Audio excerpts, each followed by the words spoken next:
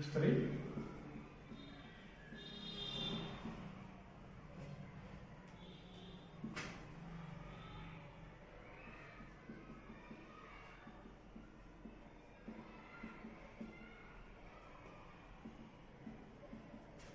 భారతదేశ చరిత్రను తీసుకుంటే భారతదేశ చరిత్రని ప్రధానంగా 3 భాగాలుగా విభజించడం జరిగింది.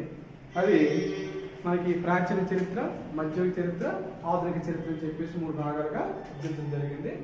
అయితే ప్రస్తుత కాంపిటేటివ్ ఎగ్జామ్స్ పరంగా తీసుకుంటే ప్రధానంగా మనకి ఎక్కువగా ఇస్తున్నటువంటి అంశాలు ఏంటంటే ఆధునిక భారతదేశ చరిత్ర పైన ఎక్కువగా ఇవ్వడం జరుగుతుంది. అయితే ఒక్కసారి ఆధునిక చరిత్రను డిస్కస్ చేసిన ముందర జస్ట్ మామూలుగా అనమాట మనకు అనుకుంటే ప్రాచీన చరిత్ర మరియు మధ్య చరిత్ర అంటే ఏంటి, వాటి గురించి కొన్ని విషయాలు మనం తెలుసుకున్నాం. అందులో ప్రధానంగా హిస్టరీ అంటే ఏంటి, హిస్టరీ అంటే ప్రధానంగా ఏంటంటే గతంలో జరుగుతున్న అంశాలన్నింటినీ అధ్యయనం చేసేదాన్ని హిస్టరీ అని చెప్పడం జరుగుతుంది అన్నమాట. అంటే గతంలో జరుగుతున్న ఏ అంశాలు అంటే ప్రధానంగా వచ్చేసి సామాజిక, ఆర్థిక, రాజకీయ వంటి అంశాలను అనమాట అధ్యయనం చేసేదాన్ని హిస్టరీ అంటారు అనమాట. ఏంటంటే సామాజిక, ఆర్థిక, రాజకీయ వంటి అంశాలను ప్రధానంగా అధ్యయనం చేసేదాన్ని ఏమంటారంటే హిస్టరీ అని చెప్పడం జరుగుతుంది అన్నమాట. అయితే దీంతో పాటు ఇంకో విషయం కూడా ఉందండి. ఏంటంటే అది సంస్కృతి. ఏంటంటే సంస్కృతి. ఓకే, హిస్టరీ అంటే సామాజిక, ఆర్థిక, రాజకీయ అంశాలను అధ్యయనం చేసేదాన్ని హిస్టరీగా చెప్పడం జరుగుతుంది. మరి సంస్కృతి అధ్యయనం చేసేదాన్ని సంస్కృతిని మనం ఏమంటామంటే ఇంగ్లీష్లో కల్చర్ అంటామండి. ఏమంటామంటే కల్చర్. మరి సామాజిక, ఆర్థిక, రాజకీయ మరియు సాంస్కృతిక అంశాలను అధ్యయనం చేసేదాన్ని ఏమంటారంటే పై అంశాలన్నింటినీ కలుపుకొని ఇండాలజీ అంటారండి. ఏమంటారంటే ఇండాలజీ. Okay, Indology. సామాజిక, ఆర్థిక, రాజకీయ అంశాలను అధ్యయనం చేసేదాన్ని హిస్టరీ అంటారు. సాంస్కృతిక పరమైనటువంటి అంశాలను అధ్యయనం చేసేదాన్ని ఇండాలజీ అంటారండి. అయితే ఈ సాంస్కృతిక పరమైనటువంటి అంశాలను అధ్యయనం చేసేదాన్ని ఇండాలజీ అంటారు. మరి ఫాదర్ ఆఫ్ హిస్టరీ అని చెప్పేసి ఎవరు అంటారంటే ఎరిటోస్తనీస్ అని చెప్పేసి ఒక గ్రీక్ శాస్త్రవేత్త అన్నమాట మనకు తెలిసింది జరుగుతుంది అన్నమాట. గ్రీక్ చరిత్రకారుని ఫాదర్ ఆఫ్ హిస్టరీగా చెప్పడం జరుగుతుంది. సామాజిక, ఆర్థిక, రాజకీయ అంశాలను బేస్ చేసుకుని మన హిస్టరీని అంత ప్రామాణికంగా వర్ణించినటువంటి ఎరిటోస్తనీస్ అనే ఒక గొప్ప చారిత్రకారులు అనమాట. మేము చరిత్రకి పితామహుడిగా చెప్తామండి. అయితే మన సంస్కృతిని అధ్యయనం చేసేదాన్ని ఇండాలజీ అంటాము. మరి ఫాదర్ ఆఫ్ ఇండాలజీ అని చెప్పేసి ఎవరు అంటారంటే సర్ విలియం జోన్స్ అన్నమాట చెప్పడం జరుగుతుంది. ఎవరంటే విలియం జోన్స్.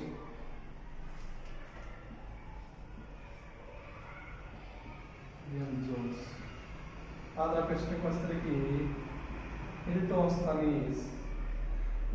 ఎరిటోస్తనీస్గా చెప్పడం జరుగుతుంది.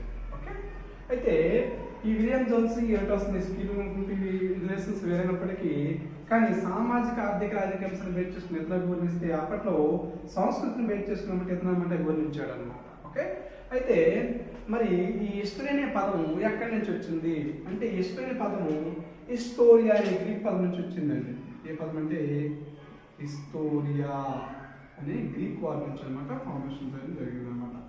హిస్టోరియా అని చెప్పేసి ఒక గ్రీక్ వార్ నుంచి అనమాట ఈ యొక్క పదం అనమాట ఆరంభించింది. ఏంటి హిస్టరీ అనమాట. యాక్చువల్గా అయితే మొదటిసారిగా మనం హిస్టోరీ అనేవాళ్ళం. అది రానున్న కాలంలో ఏం జరిగిందంటే హిస్టరీగా మారింది. హిస్టరీ అంటే ఏంటన్నాము సామాజిక, ఆర్థిక, రాజకీయ అంశాలు అధ్యయనం చేసేదాన్ని హిస్టరీగా చెప్పాము. ఫాదర్ ఆఫ్ హిస్టరీ ఎవరంటే ఎరిటోస్తనీస్గా చెప్పాము. మరి సంస్కృతిని అధ్యయనం చేసేదాన్ని ఏమంటారంటే ఇండాలజీ అన్నాము. ఫాదర్ ఆఫ్ ఇండాలజీ అంటే ఎవరంటే విలియం జోన్స్ అన్నమాట. అయితే ఈ రెండింటి పరంగా మనకు పుట్టిన చరిత్ర గొప్పదండి. భారతదేశ చరిత్ర పరంగా తీసుకున్నా, మన ఆంధ్రప్రదేశ్ చరిత్ర పరంగా తీసుకున్నా, ప్రపంచ చరిత్ర పరంగా తీసుకున్న పై అంశాలు అన్నమాట జాగ్రత్తగా అబ్జర్వేషన్ చేసుకుంటే మనకి చాలా వరకు అనమాట కాంపిటేటివ్ ఎగ్జామ్స్లో అనమాట మిక్స్ అనమాట కవర్ అవ్వడం జరుగుతుంది అనమాట. అయితే మరి ఈ యొక్క హిస్టరీని స్టడీ చేసేదాన్ని మనకు కొన్ని ఆధారాలు ఉంటాయి అన్నమాట. ఏంటంటే ఫర్ సపోజ్ అనమాట శాసనం అని చెప్పేసి తీసుకుంటాము, జ్ఞానం అని చెప్పేసి తీసుకుంటాము, శాసనాలు, తర్వాత వచ్చేసి నాణ్యములు.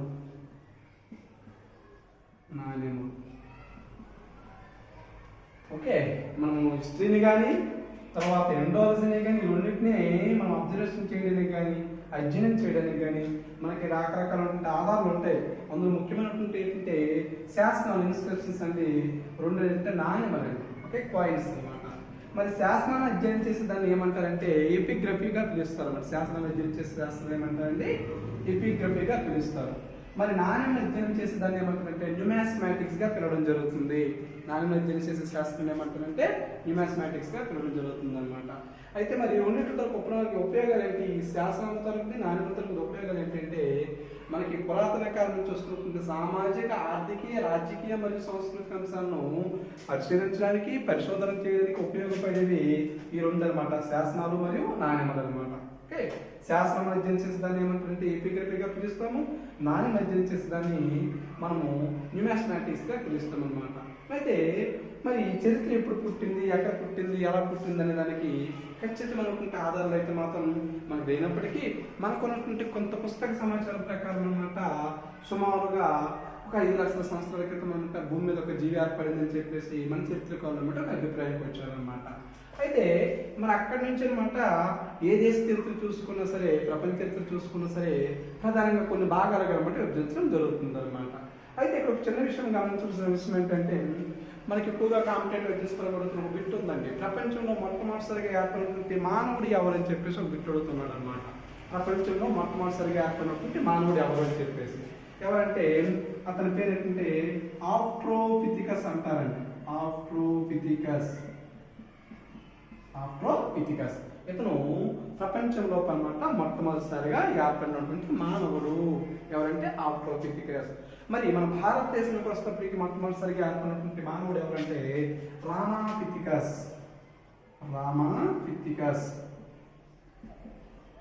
ఇది చాలా ఇంపార్టెంట్ అంశం అండి. ఓకే, ఆస్ట్రోపిథికస్ అంటే ఏంటంటే ప్రపంచంలో మొట్టమొదటిసారిగా ఏర్పడినటువంటి మానవుడు ఏమంటారంటే ఆస్ట్రోపిథికస్ గా చెప్తాము. మన భారతదేశంలో మొట్టమొదటిసారిగా ఏర్పడినటువంటి మానవుడు ఏమంటామంటే రామాపిథికస్ గా చెప్తాము.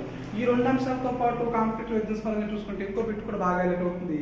ఆ బిట్ ఏంటంటే మోస్ట్ ఇంపార్టెంట్ సినంథ్రోపస్.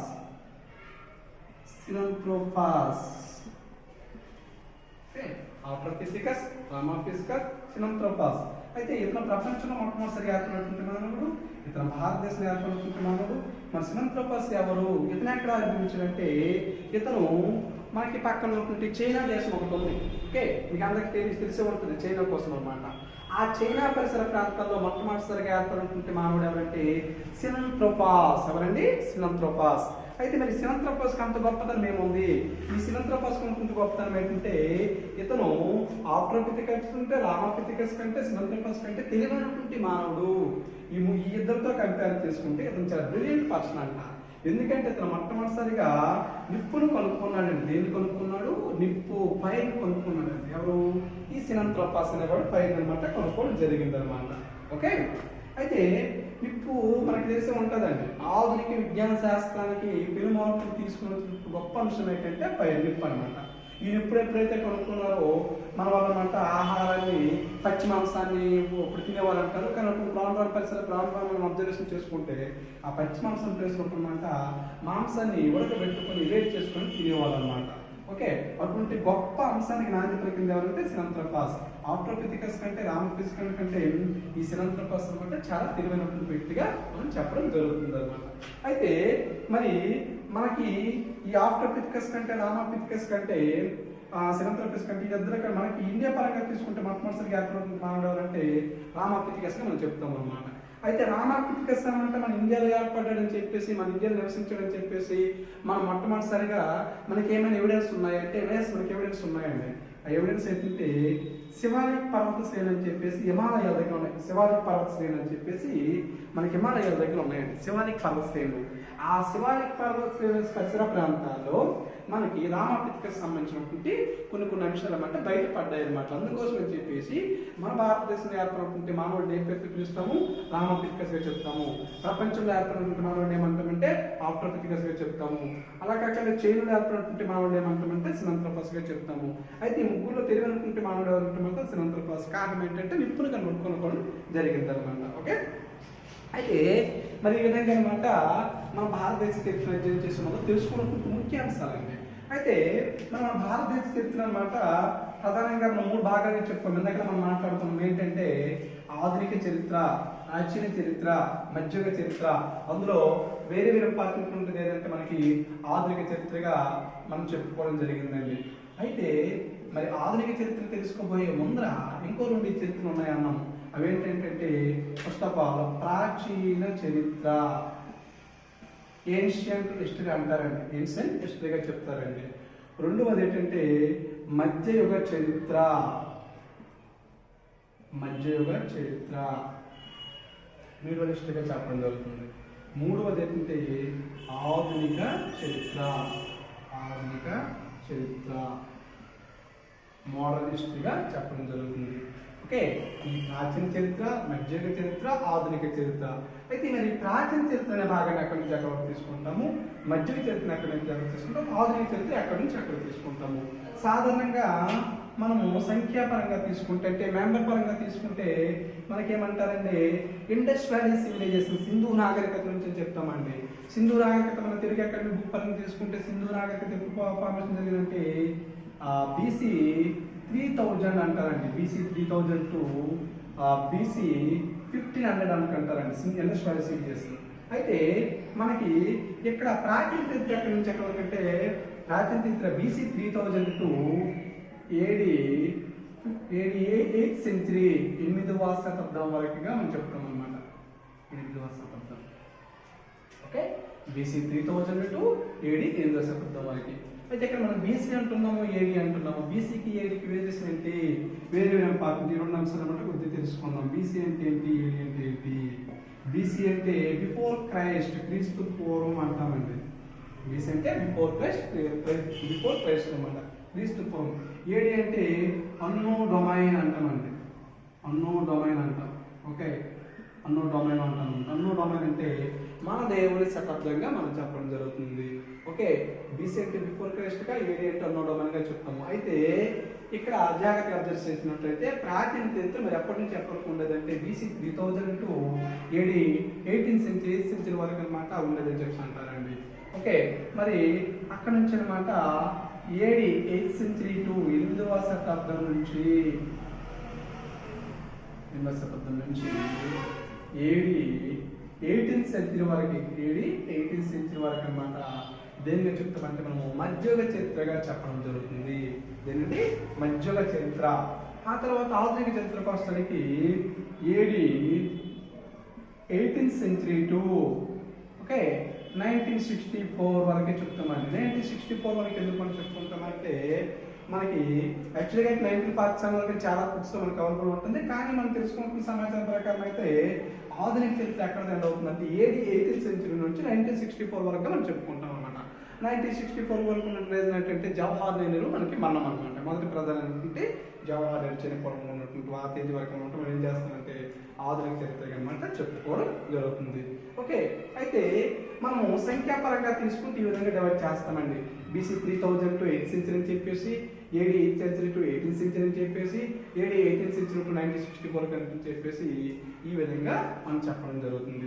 అలా కాకుండా మనము రాజుల పరంగా తీసుకుంటే, ఓకే, ఏదైనా అంశాన్ని బేస్ చేసుకునే పరంగా తీసుకుంటే మరి ఈ చరిత్రను బట్టి ఎక్కడి నుంచి ఎక్కడికి ఎలా డివైడ్ చేశారు, ఇదే చరిత్రని, ప్రాచీన చరిత్రని, మధ్యయుగ చరిత్రని, ఆధునిక చరిత్రని జాగ్రత్తగా చూడండి. వేరే వేరే ఇంపార్టెంట్. మనం సంఖ్యాపరంగా తీసుకుంటే ఇప్పుడు తెలుసుకున్నాము. అలా కాకుండా రాజుల పరంగా తీసుకుంటే, ఏదైనా అంశం పరంగా తీసుకుంటే ప్రాచీన చరిత్ర ఎప్పుడు స్టార్ట్ అయిందంటే నాగరికత ప్రారంభం నుంచి. నాగరికత ప్రారంభం అంటే మన భారతదేశంలో మొట్టమొదటిసారిగా ఏర్పడిన నాగరికత ఏది మన అందరికీ తెలిసింది, ఇండస్ వ్యాలీ సివిలైజేషన్, సింధు నాగరికత. మన భారతదేశం ఎప్పుడైతే నాగరికత ప్రారంభమైందో అప్పుడే ప్రాచీన చరిత్ర ప్రారంభమైంది మనం చెప్పుకుంటాం. ఏంటిది నాగరికత. ఈ నాగరికత నుంచి ఎప్పటి వరకు అంటే హర్షవర్ధన కాలం వరకు అండి. హర్షవర్ధన కాలం. హర్షవర్ధన్ ఎవరంటే ది గ్రేట్ పుష్యపూతి డైనాసిటీ ఉన్నటువంటి గొప్ప రాజు అండి భారతదేశంలో. ఓకే, చాలా గొప్ప యోధుడు అంటే హర్షవర్ధనుడు. మరి ఆ హర్షవర్ధన కాలం వరకు అనమాట మనం ఏ చరిత్రగా తీసుకుంటే మన భారతదేశ చరిత్ర ప్రకారంగా తీసుకుంటే ప్రాచీన చరిత్రగా చెప్పడం జరుగుతుంది అనమాట. ఓకే, నాగరికత ప్రారంభం నుంచి మనకి హర్షవర్ధన కాలం వరకు ఉన్నటువంటి ఈ టైం పీరియడ్ని మనం ప్రాచీన చరిత్రగా చెప్పుకోవడం జరుగుతుంది. మరి మధ్య చరిత్ర ఎక్కడి నుంచి ఎక్కడి వరకు అంటే పల్లవుల కాలం నుంచి మనకి మొఘలాయుల వరకు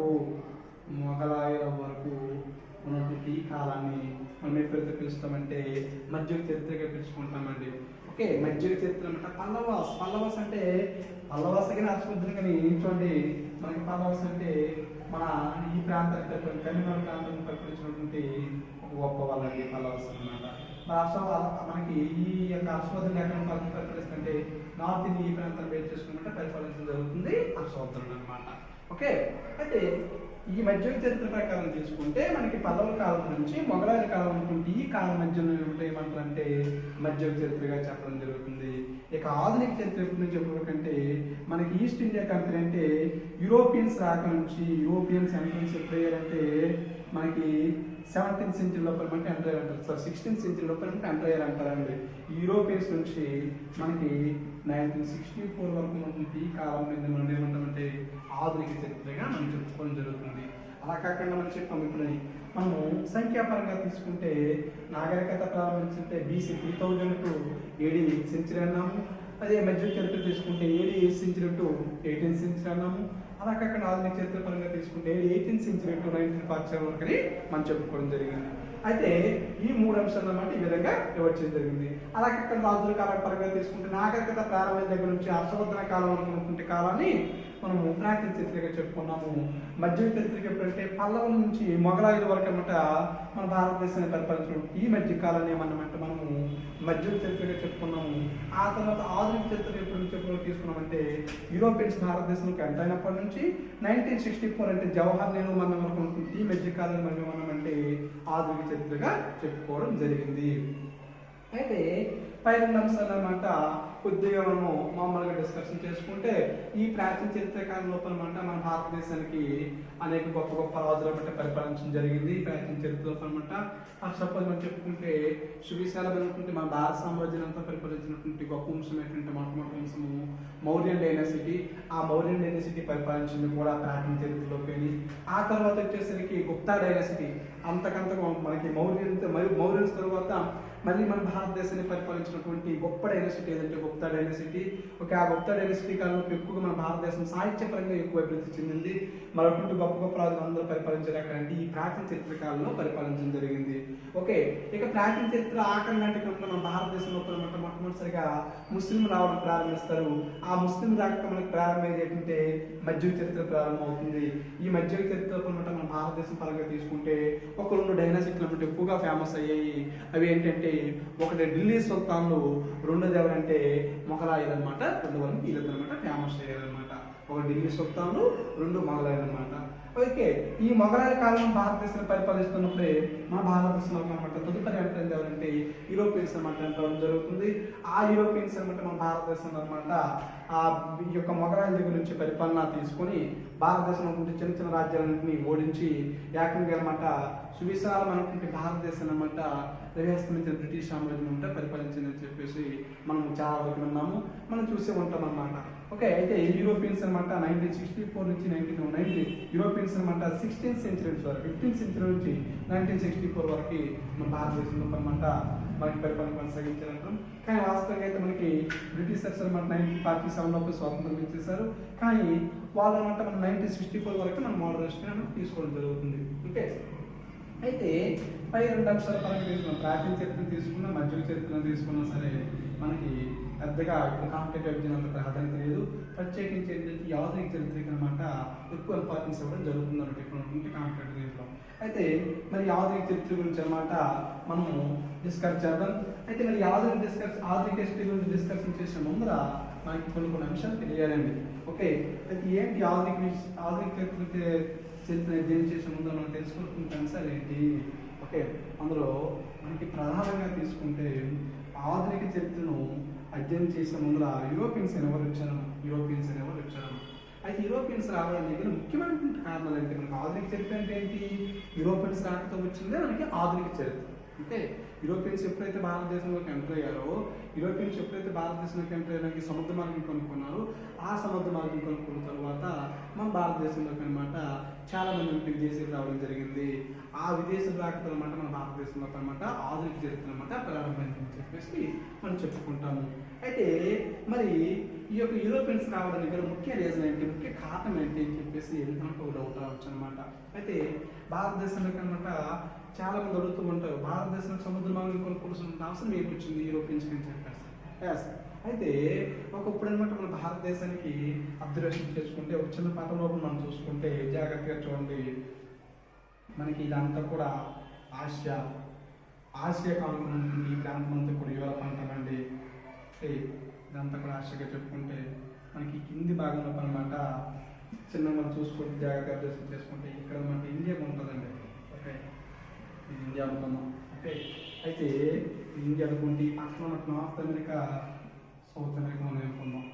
ఓకే, ఈ ప్రాంతంలో మనకి ఆఫ్రికన్ కాంటినెంట్ అని చెప్పేసి ఒక కాంటినెంట్ ఉండేదండి. ఆఫ్రికన్ కాంటినెంట్ చెప్పేసి కాంటినెంట్ ఉంటుంది అనమాట. ఓకే, అయితే ఇది ఆఫ్రికన్ కాంటినెంట్ అనుకుందాం. జాగ్రత్త చూడండి, ఇది Asia. Okay, Asia, Europe,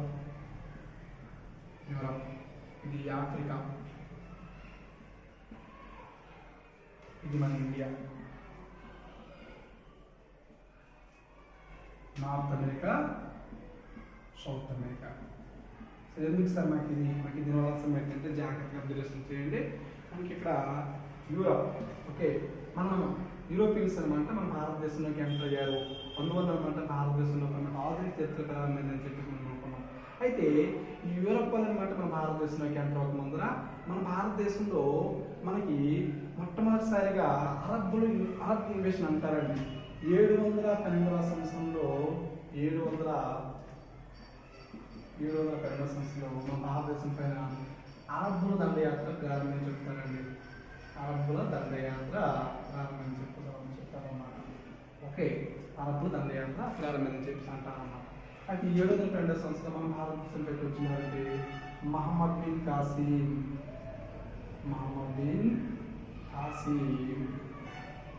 okay, Sindhu ప్రాంతాన్ని పరిపాలించినటువంటి దాహీర్ అని ఒక రాజు ఓడించి, దాహీర్ అని చెప్పేసి ఒక రాజు అనమాట ఓడించారనమాట మన భారతదేశం పైకి మొట్టమొదటిసారిగా ఒక అరబ్బ దండయాత్ర జరిగింది.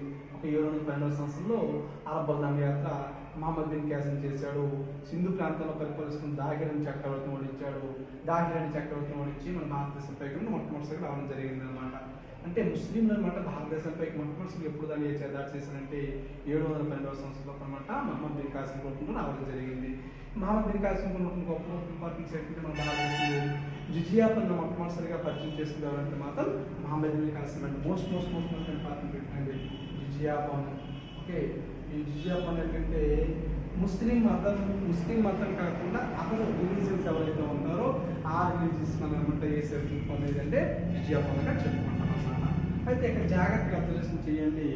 అయితే ఇదంతా మనకి ఎందుకంటే ఎక్కడనమాట మనం ముస్లిం అనే ఒక విషయం గురించి డిస్కస్ చేసుకున్నామండి. ముస్లిం అనే విషయం గురించి ఇక్కడ మనం డిస్కస్ చేసుకున్నాం.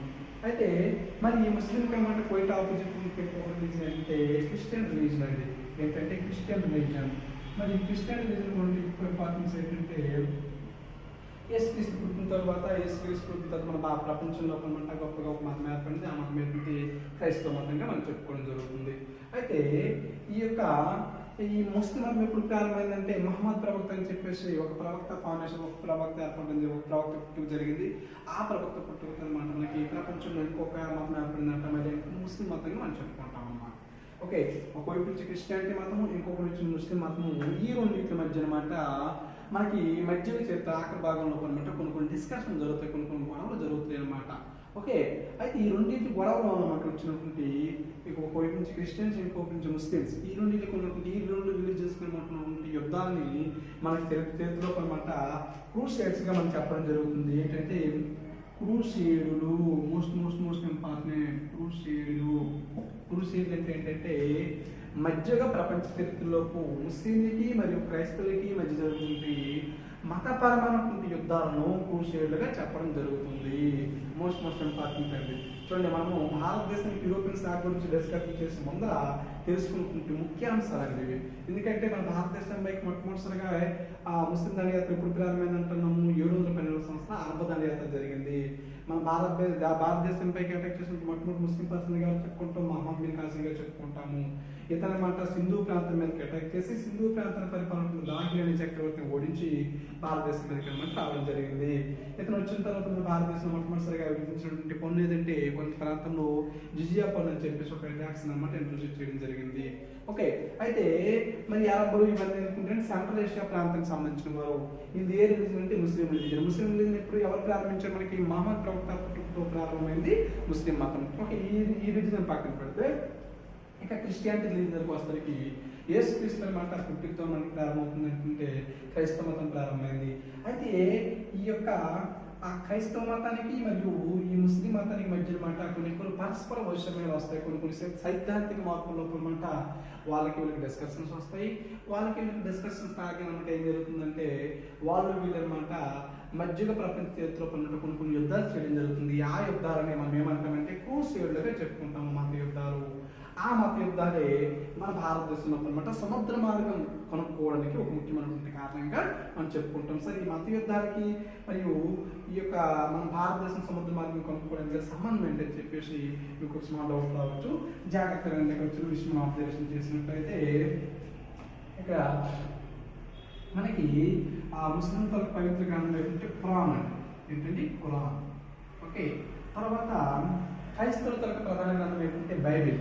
ఏంటండి? బైబిల్. తర్వాత మరి వేరే పార్టీ యూదు మతస్థులు. యూదు అని చెప్పేసి వేరే ఉంటుందండి. వాళ్ళ మతం ఏంటంటే తోరా. ఏంటండి? తోరా.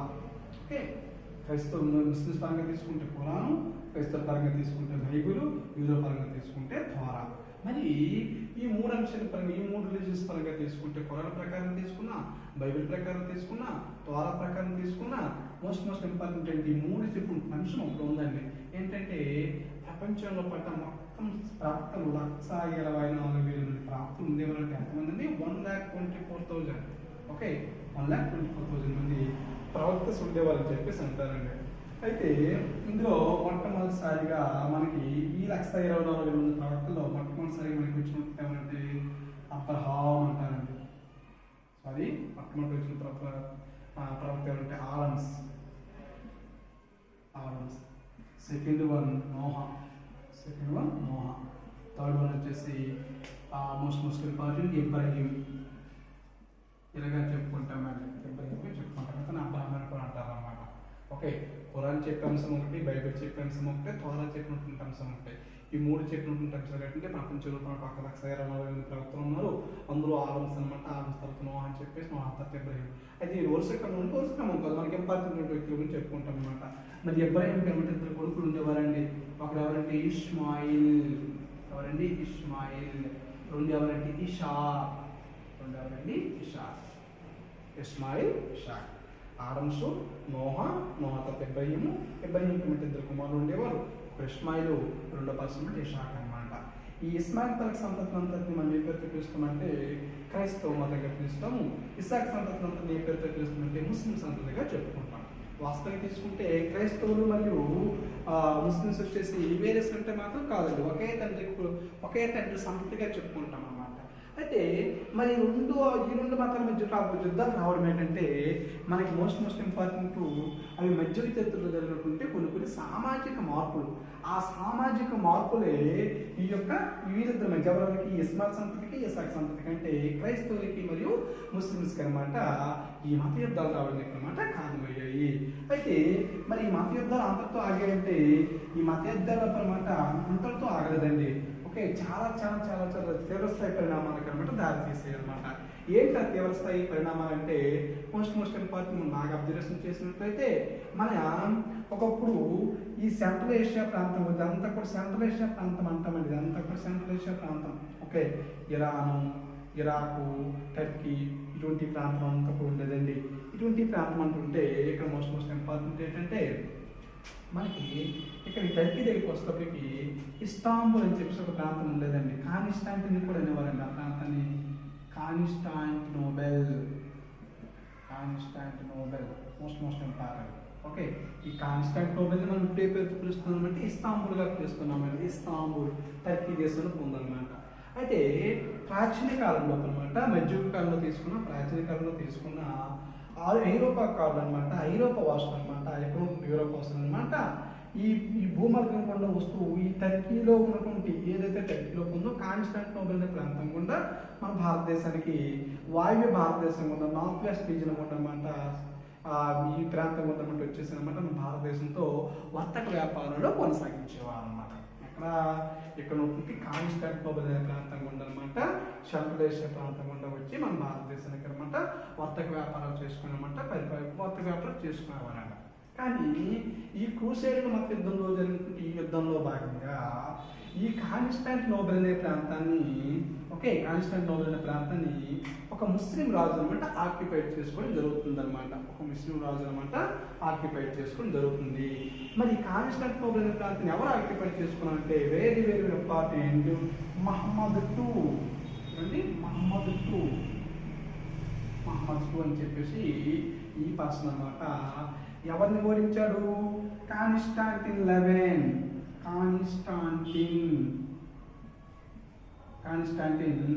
11 అనే రాజును ఓడించి, కాన్స్టాంటిన్ 11 అంటే క్రైస్తవ మతం సంబంధించిన వాడు, మహమ్మద్ 2 అంటే ముస్లిం మతం సంబంధించిన వాడు.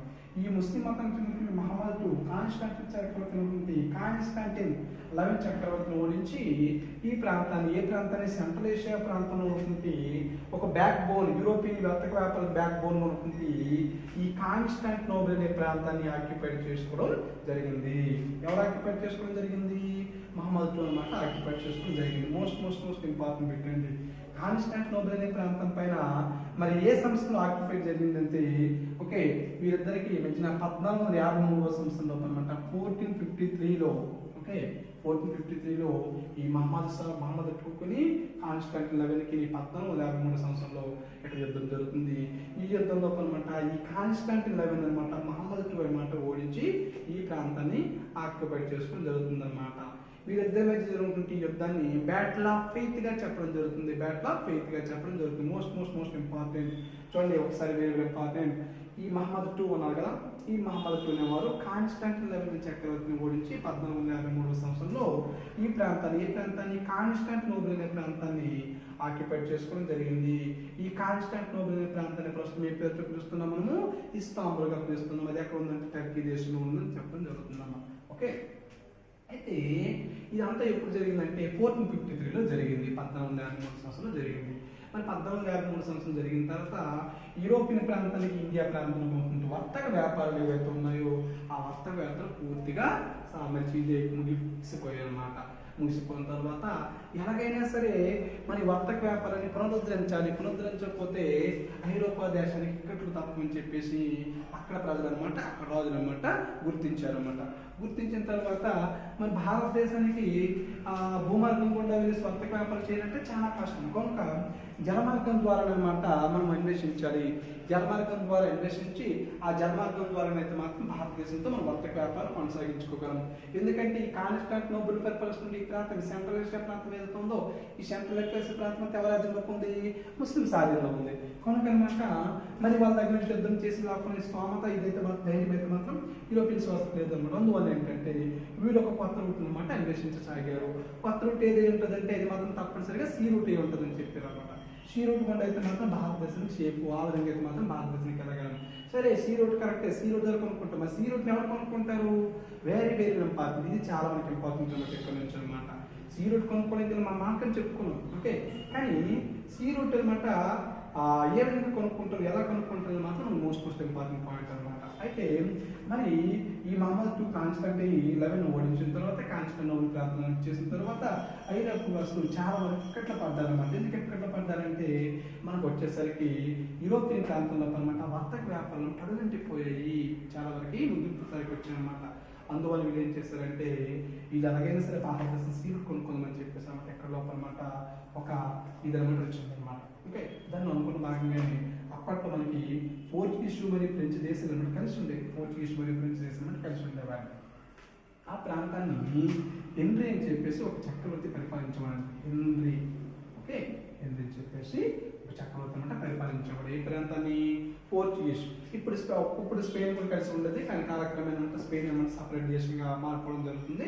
అయితే ఈ రెండింటికి కంబైన్గా రూల్ చేస్తున్నటువంటి హెన్రీ అనమాట ఎలాగైనా సరే భారతదేశానికి అనమాట సీ రూట్ కొనుక్కోవాలి, సముద్ర మార్గం కొనుక్కోవాలని చెప్పేసి ఓకే ఇక్కడ అనమాట బయలుదేరడం జరుగుతుంది. ఇక్కడ పోర్చుగీస్ అనమాట లిస్బన్ సీ పోర్ట్ నుంచి, లిస్బన్ వార్డే ప్రాంతం నుంచి, అక్కడ నుండి లిస్బన్ మోస్ట్ ఇంపార్టెంట్ లిస్బన్ ఏంటంటే పోర్చుగీస్ తో క్యాపిటల్ సిటీ కూడా లిస్బన్ అండి. ఈ లిస్బన్ ప్రాంతం నుంచి బయలుదేరి అలా వచ్చిందన్నమాట. ఎక్కడనమాట ఆఫ్రికా ప్రాంతం లోపల పైన ఉంటుందండి. ఆఫ్రికా ప్రాంతం పైన అనమాట ఒక చిన్న ప్రాంతం ఉందన్నమాట. ఆ ప్రాంతం దగ్గరికి చేరుకుంటాడు అనమాట. నౌకాయానం చేసి ఆ ప్రాంతం దగ్గరికి చేర్చుకుని అక్కడ స్టే చేస్తానంటే ఎక్కడ ఈ ఆఫ్రికాతో చిగురు భాగంలో పై భాగంలో ఉంటే స్టే చేయడం జరుగుతుంది అనమాట. అక్కడ స్టే చేసిన తర్వాత అక్కడ కొన్న పాటు ఉండేసి మళ్ళీ అనమాట యూరోప్ కోసం వెళ్ళిపోతాడు అనమాట. అయితే ఇక్కడ హెన్రీ అనమాట ఈ ఆఫ్రికా చిగురు భాగంలో చేరుకున్నాక అనమాట ఎక్కడ ఒక చిన్న పేరు పెట్టడం జరుగుతుంది. దాన్ని ఏమంటారంటే Cape of good hope. Most important Cape of good hope అని చెప్పేసి పేరు పెట్టడం జరుగుతుంది. కేప్ ఆఫ్ గుడ్ హోప్ అంటే ఎందుకంటే గుడ్ హోప్ అంటే ఒక మంచి మార్గం అని చెప్పేసి అంటారండి.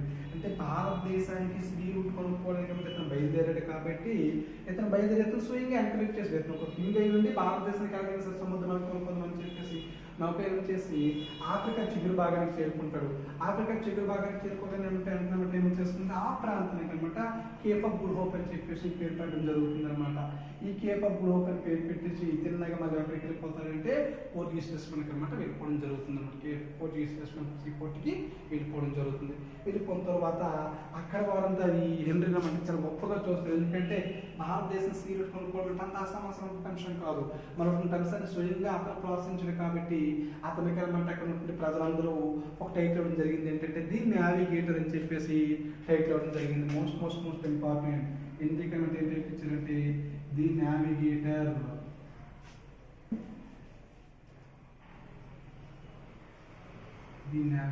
Most important the navigator. The evidence point పేరు చాలా సరళ పెట్టారన్నమాట. ఈ కింది వాళ్ళు ఎవరికి ది నావిగేటర్ అని టైటిల్ కలదు, బిరుదు కలదు. Vasco da Gama, Bartolomeu Dias, Columbus, Henry అని చెప్పేసి అడిగితే మనకి ది నావిగేటర్ అంటే ఎవరికి కలదంటే హెన్రీ చక్రవర్తి అనమాట ఉండాలి. చాలా ఇంపార్టెంట్ అనమాట. ఎందుకు మరి ఇతనికి టైటిల్ ఇవ్వడం జరిగిందంటే అక్కడ ఉన్నటువంటి గొప్ప అంశం ఏంటంటే యూరోపియన్లు అనమాట భారతదేశానికి భూమార్గం ద్వారా వ్యాపారం ముగిసిపోయాక ఐరోపా ప్రాంతంలో జరుగుతున్న టిక్కెట్లు చూడలేక హెన్రీ గారు స్వయంగా నౌకాయానం చేసి ఆఫ్రికా చిగురు భాగానికి చేరుకుని అతను చేరుకుంటుంటే ఆ ప్రదేశానికి కేప్ ఆఫ్ గుడ్ హోప్ అని పేరు పెట్టి తిరుగు ప్రయాణం కొనసాగించాడు. తిరుగు ప్రయాణం ద్వారా తన ప్రాంతాన్ని చేరుకున్నాక అక్కడ ఉన్నటువంటి మనుషులు, అక్కడ ఉన్నటువంటి ప్రజలు, తర్వాత చరిత్రకులు ఇతనికి ఇచ్చిన గొప్ప బిరుదు ఏంటంటే ది నావిగేటర్. ఎందుకు ది నావిగేటర్ ఇచ్చామంటే అతను స్వయంగా రావడంతో పాటు అనేక నౌకాయాన శిక్షణ కేంద్రాలు ప్రారంభించి అనేక మంది అనమాట భారతదేశం స్కీమ్ కొనుక్కోవడానికి అనమాట మార్గం సుగమం చేశారు. మనకి అతనికి ఏమని చెప్పారంటే ది నావిగేటర్ అని చెప్పేసి చెప్పడం అనమాట జరిగింది అనమాట. Most important. అయితే మరి ఇతని తర్వాత ఇంకెవరైనా బయలుదేరారంటే మోస్ట్ ఇంపార్టెంట్ ఈ హెన్రీ బయలుదేరిన తర్వాత చాలా మంది ఆసక్తి కనబరిచారండి. దేనికి? భారతదేశం సీ రూట్ కొనుక్కోవడానికి చాలా మంది ఆసక్తి చూపించారు. ఒక రాజు అయ్యి బయలుదేరినప్పుడు మనం ప్రయత్నించడం తప్పలేదని చెప్పేసి ఇంకో పర్సన్ అనమాట బయలుదేరడం జరిగింది అనమాట. అతను ఎప్పుడంటే 1483వ సంవత్సరం అనమాట భారతదేశానికి సముద్ర మార్గం కొనుక్కోవడం జరిగింది. అతని పేరు ఏంటంటే బార్తలోమియో డయాస్.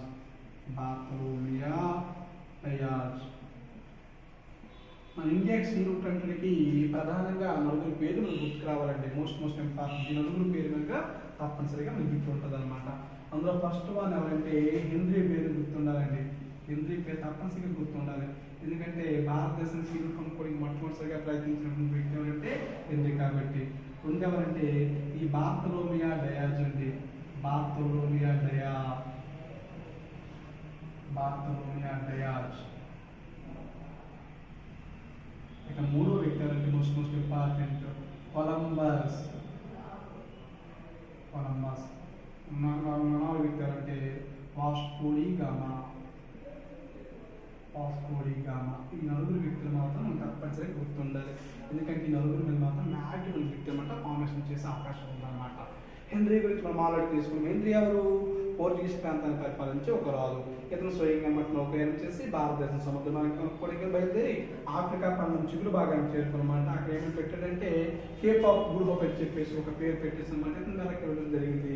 మరి ఇతని తర్వాత తను ప్రోత్సహించిన పెట్టారంటే బార్తలోమియో డయాజ్ అని చెప్పేసి ఒక వ్యక్తి అంతా బయలుదేరారండి. ఈ బార్తలోమియో డయాజ్ అనమాట ఇక్కడ లిస్బన్ పోర్ట్ నుంచి బయలుదేరి ఇలాగ బయలుదేరమాట ఈ సముద్రం గుండా ఆఫ్రికా ఖండంతో ఒక చిగురు భాగానికి చేరుకున్నాడు. ఆఫ్రికా ఖండంతో చిగురు భాగానికి చేరుకోవడం జరిగింది. ఈ ఆఫ్రికా ఖండంతో చిగురు భాగానికి చేరుకుని అక్కడ నుంచి స్టే చేయడం జరిగింది. ఈ రూపం అంటే ఏం చేస్తుందంటే భయంకరమైన తుఫాను ఎదుర్కోవడం జరుగుతుంది. ఎవరు? ఈ బార్తలోమియో డయాజ్ అనమాట భయంకరమైన తుఫాను అనమాట ఎదుర్కొంటాడు. భయంకరమైన తుఫాను ఎదుర్కోగలమంటే ఎక్కడి నుంచి మరి ముందుకు ఎదుర్కొన్నామంటే ఎక్కడి నుంచి ఏం చేస్తుందంటే ఇతను వెనక్కి వెళ్ళిపోవడం జరుగుతుంది అనమాట. ఇతను వెనక్కి వెళ్ళిపోవడం జరుగుతుంది అనమాట. ఎవరు? ఈ బార్తలోమియో డయాజ్ అనే వ్యక్తి అనమాట వెనక్కి వెళ్ళిపోవడం జరుగుతుంది. ఓకే, ఈ బార్తలోమియో డయాజ్ అనమాట వెనక్కి వెళ్ళిపోయి ఇతను ఏం చేస్తారంటే ఇక్కడ ఈ ప్రాంతానికి అంటే బార్తలోమియో డయాజ్ అనమాట ఈ ప్రాంతానికి అనమాట ఒక పేరు పెడతారండి. ఏంటా పేరు అంటే కేప్ ఆఫ్ ది స్ట్రామ్స్ అనమాట పేరు పెట్టడం జరుగుతుంది. కేప్ ఆఫ్ ది స్ట్రామ్స్ మనం తెలుగులో అయితే తుఫాన్లో ఆగ్రహంగా చెప్పుకుంటాం. రీజన్ ఏంటంటే తుఫాన్ ఆగ్రహంగా ఎందుకు చెప్పుకుంటామంటే ఇతను లిస్బన్ పోర్ట్ నుంచి అనమాట ఆఫ్రికా ఖండంతో చిగురు భాగానికి చేరుకున్నాను అనమాట. అక్కడ భయంకర తుఫాను ఎదుర్కొని మరి ముందుకు అనమాట ప్రయాణం కొనసాగించలేక అతను వెనక్కి వెళ్ళిపోవడం జరుగుతుంది అనమాట. ఎవరు? మన తాలూకా బార్తలోమియో డయాజ్ అనమాట 1483లో ఇతను వెళ్ళిపోయినటువంటి ఈ ప్రాంతానికి ఏమని పేరు పెడతారంటే కేప్ ఆఫ్ ది స్టార్మ్స్ అని పేరు పెట్టడం జరుగుతుంది. Cape of the Storms mean తుఫాన్ల ఆగ్రహంగా పేరు పెట్టడం జరుగుతుంది. అయితే ఇతను ప్రయాణం ముగిసాక అనమాట ఇంకో అనదర్ పర్సన్ ఉంటారంటే కొలంబస్ అనమాట బయలుదేరడం జరుగుతుంది. కొలంబస్ బయలుదేరి ఇక్కడ యూరోపియన్ ప్రాంతం ఉంటుంది, ఇక్కడ ఆఫ్రికన్ ప్రాంతం ఉంటుంది, ఈ మిడిల్ ఉంటుంది అని అట్లాంటిక్ ఓషన్ అంటారు. ఈ అట్లాంటిక్ ఓషన్ గుండా వేరే ప్రాంతానికి వెళ్ళిపోతారండి. వేరే ప్రాంతానికంటే ఇక వేరే మనకి అట్లాంటిక్ ఓషన్ అనమాట చిన్న దీవులు ఉంటాయండి, చిన్న దీవులు ఉంటాయి. ఓకే, ఈ కొలంబస్ అనమాట ఈ ప్రాంతానికి చేరుకుంటాడు. ఈ యొక్క ఇక్కడ రూట్ మిస్ అయిపోయి అనమాట అట్లాంటిక్ ఓషన్ వెస్టర్న్ సైడ్ వచ్చేసి ఇక్కడ వెళ్ళి ఈ దీవులను కొనుక్కుంటాడు. వాస్తవంగా ఈ దీవులు అనమాట అతను ఇండియన్ కొనుక్కుని చెప్పేసి అతను ఫీల్ అవుతాడు. కానీ ఇది వాస్తవంగా ఇండియా కాదండి. అతను కొనుక్కుంది ఇండియా కాదని అతను తెలుసుకుని అనమాట దానికి ఏ పేరు పెట్టి పెడతారంటే వెస్ట్ ఇండీస్గా పేరు పెట్టడం జరుగుతుందంట. కరేబియన్ దీవులకి ఇప్పుడు మనం చెప్పుకుంటాం అనమాట. అంటే వెస్ట్ ఇండీస్ దీవులు కొనుక్కుంది ఎవరంటే మాత్రం కొలంబస్. ఇంకొకసారి బయలుదేరి మళ్ళీ సేమ్ అలాగే రూట్ మిస్ అయిపోయి ఇంకొకసారి అనమాట అమెరికా భూభాగాన్ని కొనుక్కుంటాడు. అందుకోసం అమెరికన్ భూభాగాన్ని కొనుక్కున్నది కరేబియన్ భూభాగాన్ని కొనుక్కుంది ఎవరంటే మాత్రం నార్మల్గా చెప్పుకుంటామంటే కొలంబస్గా చెప్పడం జరుగుతుంది అనమాట. ఫైనల్గా మీరు ముగ్గురు ప్రయత్నించారు. హెన్రీ మనకి ముందర రూట్ చూపిస్తే అతను బార్తలోమియో డయాజ్ ఒక ఆల్మోస్ట్ ఫైనల్ అయ్యాడు, ఆఫ్రికా చిగురు భాగంలోకి వచ్చాడు. బట్ అతను కూడా చేయలేకపోయారు. ఆ కొలంబస్ బయలుదేరారు. 2 times కూడా రూట్ మిస్ అయిపోయింది. ఒకసారి కరేబియన్ దీవులు చేరుకుంటాడు. అనదర్ టైం వచ్చేసి అమెరికా భూభాగాన్ని కొనుక్కుంటాడు. కరేబియన్ దీవుల్ని మరియు అమెరికా భూభాగాన్ని కొనుక్కుందారంటే కొలంబస్గా చెప్పుకుంటాం. ఇక 4th పర్సన్ ఎవరంటే వాస్కో డి గామా. ఈ వాస్కో డి గామా అనమాట మన భారతదేశం సీరూట్ కొనుక్కోవడానికి అనమాట బయలుదేరుతారండి. ఇతను ఏ పోర్ట్ కూడా బయలుదేరారంటే మోస్ట్ ఇంపార్టెంట్ మనకి ఎంపీ ఎక్కడి నుంచి అయితే ప్రారంభమయ్యారో అదే ప్రాంతం నుంచి అనమాట అతను కూడా బయలుదేరుతారు. ఆ ప్రాంతం పేరు మనకి లిస్బన్ పోర్ట్. ఎక్కడ ఉంది? పోర్చుగీస్ అనమాట. ఆ లిస్బన్ పోర్ట్ అనమాట బయలుదేరి అక్కడ నుంచి అనమాట ఏం చేస్తుందంటే భారతదేశం సీట్ కొనుక్కుందామని చెప్పేసి బయలుదేరడం జరుగుతుందండి. బయలుదేరేసిన అనమాట ఎక్కడైతే ఈ బార్తలోమియో డయాజ్ చేరుకున్నారో ఆ ప్రాంతానికి అనమాట చేరుకోవడం జరుగుతుంది. ఆ ప్రాంతానికి చేరుకోవడం జరుగుతుందండి. ఆ ప్రాంతానికి చేరుకొని ఇక్కడ వెయిట్ చేస్తుంటారు అనమాట. ఎక్కడది? ఈ యొక్క కేప్ ఆఫ్ ది స్టార్మ్స్ అనే ప్రాంతం దగ్గర వెయిట్ చేస్తుంది. ఎందుకు వెయిట్ చేస్తూ ఉంటానంటే ఇక్కడ అనమాట ఎక్కడ నుంచి మీకు అర్థం కాకుండా వెయిట్ చేస్తుంటానండి. అదే టైంలో అనమాట హిందూ మహాసముద్రంలో వర్తకం కోసం వచ్చినటువంటి ఒక భారత పర్యాటకులు ఉంటారు. ఆ భారత పర్యాటకులు పేరుకుంటే అబ్దుల్ వాజీద్ అంత ఏంటండి? అబ్దుల్ వాజీద్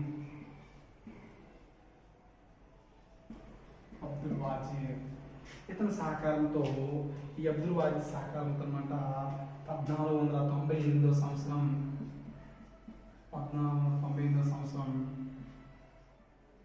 మే 20వ తేదీన 1999 సంవత్సరం మే 20వ తేదీన ఓకే మనకి ఈ ప్రాంతం రాయలసీమ ఈ ప్రాంతంలో అనమాట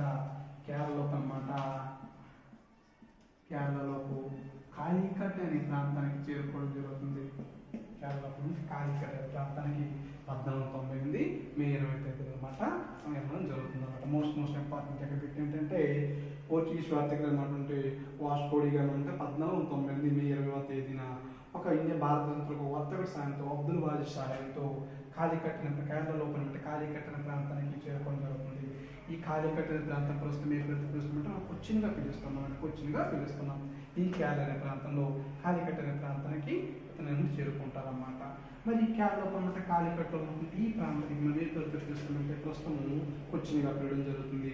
మరి ఈ Vasco da Gama Abdul Wajid సాయంతో 1498 మే 20వ తేదీన ఈ ప్రాంతానికి చేరుకున్నాం. ఏ ప్రాంతం అది కేరళ లోపల కొచ్చిన్ అనే ప్రాంతానికి చేరుకున్నాం మనం. మరి ఆ ప్రాంతంలో అనమాట అప్పటికి రూల్ చేసుకున్నటువంటి రాజు ఎవరు మోస్ట్ ఇంపార్టెంట్ అనమాట. ఇండియాలో అనమాట కేరళ కొచ్చిన్ అనే ప్రాంతానికి చేరుకుంటారు కదా. మరి అప్పటికి అనమాట ఆ ప్రాంతాన్ని పరిపాలిస్తున్నటువంటి వ్యక్తి ఎవరు మోస్ట్ ఇంపార్టెంట్ మనకి జమేరిన్ అని చెప్పేసి పరిపాలిస్తూ ఉంటారండి. జమేరిన్ ఓకే. మనకి వాస్కో డి గామా 1498 మే 20వ తేదీన అబ్దుల్ వాజిద్ సాయంతో కేరళలో కాలికట్ అనే ప్రాంతానికి చేరుకునేటప్పటికీ ఆ ప్రాంతాన్ని పరిపాలిస్తున్నటువంటి చక్రవర్తి ఎవరంటే జమేరిన్. ఈ జమేరిన్ మనం సముద్రిక, విక్రమాంక వర్మ అని వివిధ రకాల పేర్లతో పిలవడం జరుగుతుంది అనమాట. ఓకే. 1498 మే 20వ తేదీ మాత్రం మోస్ట్ ఇంపార్టెంట్. ఎందుకంటే వాస్కో డి గామా భారతదేశం సముద్ర మార్గం కనుక్కుంది 1498 మే 20వ తేదీన కనుక్కోవడం జరిగింది. ఓకే. ఇతను కేప్ ఆఫ్ ది స్టామ్ దగ్గరకు వస్తే మీకు ఇతను సాయం చేసుకుని పెట్టారంటే అబ్దుల్ వాజిద్ మీద కూడా గుర్తించే అవకాశం ఉన్నది. మరి ఇండియాలో అడుగుపెట్టినప్పటికీ అనమాట మన ఇండియా ప్రాంతంలో ఏ ప్రాంతానికి చేరుకున్నారంటే కేరళలో కాలికట్ అనే ప్రాంతానికి చేరుకున్నారు. మరి కేరళలో కాలికట్ అనే ప్రాంతం చేరుకుంటే అప్పుడు రూల్ చేస్తున్న చక్రవర్తి ఎవరంటే జమేరిన్. ఓకే. జమేరిన్ అండి. ఓకే. అతనికి ఇంకో 2 రకాల పేర్లు ఉన్నాయండి. అతనికి సముద్రిక అంటారు, విక్రమాంక వర్మ అని కూడా పిలవడం జరుగుతుంది అనమాట. సముద్రిక మరియు విక్రమాంక వర్మ అని చెప్పేసి కూడా పిలవడం జరుగుతుంది అనమాట. అయితే మరి రాజా విక్రమాంక వర్మ వాస్కో డి గామా నిర్వహణ చేసి అనమాట సత్కారాలు చేసి ఆ ప్రాంతంలో అనమాట పండుతున్నటువంటి అసలు ఈ ఉద్దేశం ఏంటి, ముఖ్య ఉద్దేశం ఏంటి, వర్తక వ్యాపారం చేయడం ముఖ్య ఉద్దేశం ఏంటంటే స్పైసెస్, సుగంధ ద్రవ్యాలు. మరి ఆ సుగంధ ద్రవ్యాలు అనే కాన్సెప్ట్ అనమాట భారతదేశంలో అనమాట వర్తక వ్యాపారం కొనసాగిస్తాం. మరి ఆ వర్తక వ్యాపారంలో భాగంగా అనమాట మరి ఇక్కడ ఉన్నటువంటి జమేరిన్ అనమాట వాస్కో డి గామాకి అనమాట రకరకాల స్పైసెస్ అనమాట తెచ్చేసనమాట ఇవ్వడం జరుగుతుంది. ఆ స్పైసెస్ పట్టుకొని మళ్ళీ వాస్కో డి గామా అనమాట 1500 లోపల లెఫ్ట్ అవుతారు అనమాట. ఎక్కడ లెఫ్ట్ అవుతారు? తన స్వస్థలం ఉంది కదా ఐరోపియన్ ప్రాంతంలో అనమాట పోర్చుగీస్ అక్కడికి అనమాట చేరుకుంటారు అనమాట. అక్కడికి చేరుకుని అనమాట ఇక్కడ మన ఇండియాలో దొరికినటువంటి స్పైసెస్ అనేవి యూరోపియన్ ప్రాంతం అమ్మడం వల్ల అనమాట అతనికి 60 రెట్లు లాభం వచ్చిందంట. అంతండి 60 రెట్లు అనమాట. అంటే ఇక్కడ మనకి రూపాయి ఉన్నటువంటి వస్తువు ఐరోపియన్ ప్రాంతంలో ఎంత అమ్ముతారంటే 60 రూపాయలకు అమ్ముతున్నట్టు చూడండి ఎంత లాభం. అందువల్ల అనమాట వెంటనే యూరోపియన్స్ అందరూ కూడా అనమాట ఇంకా అలాగైనా సరే భారతదేశం సీరుడు కొనుక్కోమని చెప్పేసి మిగతా యూరోపియన్స్ అనమాట ఆటోమేటిక్ అనమాట చాలా చైతన్యం వచ్చింది. ఓకే. అయితే వాస్కో డి గామా మళ్ళీ ఒకరికి వెళ్ళిపోయి మళ్ళీ సెకండ్ టైం అనమాట most important second time Vasco da Gama 1502 లోపల అనమాట రావడం జరిగింది. అక్కడికి వచ్చాడు మళ్ళీ మన భారతదేశానికి రావడం జరిగింది. అయితే ఈసారి పోర్చుగీస్ వారు అనమాట ఒక బ్యాచ్గా వచ్చేసి పోర్చుగీస్ వారు అనమాట అఫీషియల్గా అనమాట మన భారతదేశంలో ఒక కంపెనీని అనమాట లాంచ్ చేయడం జరుగుతుంది. వెరీ ఇంపార్టెంట్ అనమాట. అఫీషియల్గా అనమాట ఒక కంపెనీని అనమాట లాంచ్ చేయడం జరుగుతుంది.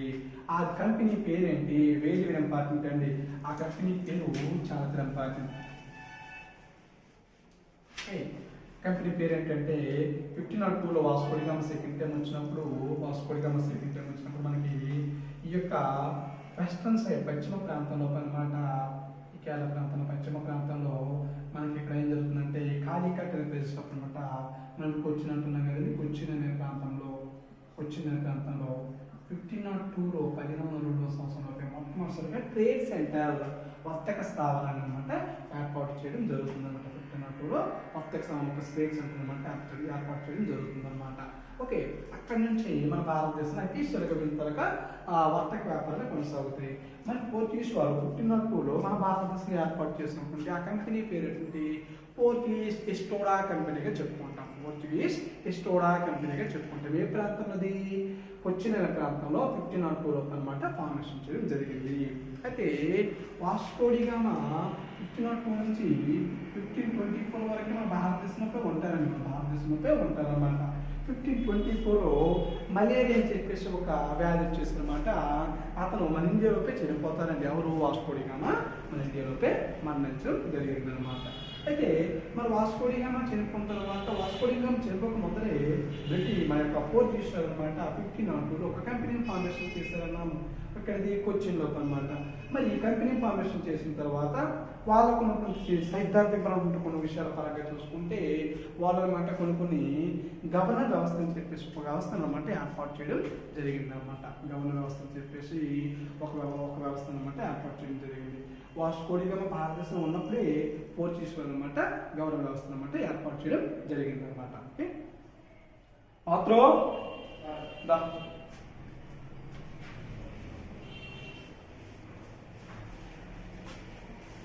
ఆపరేట్